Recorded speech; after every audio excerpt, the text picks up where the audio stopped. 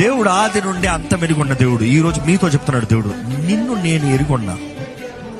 ఈరోజు నువ్వు అనుకోవచ్చు, నేను అనాథని, నాకు ఎవరు లేరు, నాకు ఇది లేదు, నాకు అది లేదు, I don't have this, I don't have that.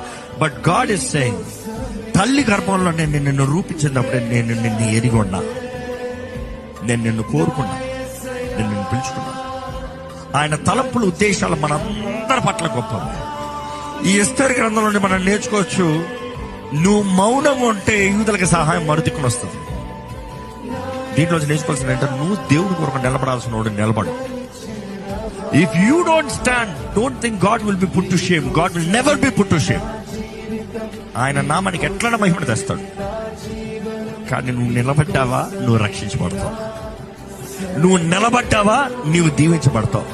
నువ్వు నిలబడ్డావా, నీ జీవితంలో దేవుడి కార్యం జరుగుతుంది. నువ్వు నిలబడాల్సినప్పుడు నువ్వు నిలబడు, ఎవరో అనొద్దు.